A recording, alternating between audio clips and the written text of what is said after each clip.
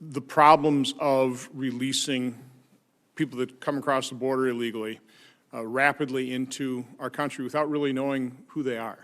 It's just a reality. I mean, our laws prevent us from holding people more than 20 days, and because we can't get the information, we're probably releasing them even sooner than that in many cases, correct? That's absolutely correct. With respect to family units, since March of this year, United States Border Patrol has been releasing family units directly.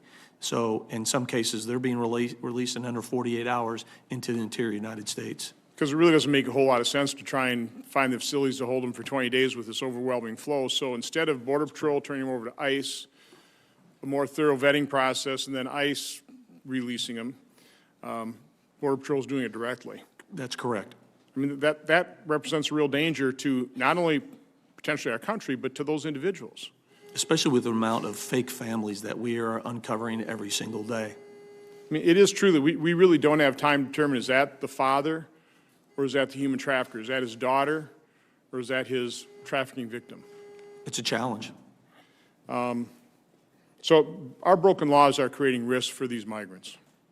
And so we do focus on that time in custody, and again, nobody would say these are really pleasant surroundings. This is exactly where you'd want to spend the night. Nobody would want to spend the night in those conditions. But the reason we hold people in custody is we do need to take some kind of precaution in terms of where they're released. But even with the precautions we're trying to take, it's overwhelming the system, and people are put in danger, correct? Not only they put in danger, sir, but again, that is one of the largest pull factors, and it's not going to stop. We've been talking a lot of stuff. Should we improve on our care and quality of that? Absolutely. But we're still not addressing that. That's addressing the symptoms. That's not addressing the actual disease. And we need to stem the flow. And as long as our laws are where they are, you're going to grab a kid. That is your passport in the United States. They know that in the Northern Triangle countries, and they're exploiting that every single day. So let's talk about, in my mind, there's really three categories of people coming to this country illegally and being apprehended, or port of entry claiming asylum. You have single adult males, which used to be the problem, the vast majority. Then you have people coming as a family unit, generally one adult, one child, and then you have unaccompanied children. Let's start with the unaccompanied children. My information shows me of the 780,000 people that have come in illegally at the ports of entry, about 67,000 are unaccompanied children this year. That's correct. The number's a little bit higher. In the past, the composition of those unaccompanied children would be 70% are male, 70% are 15 or older.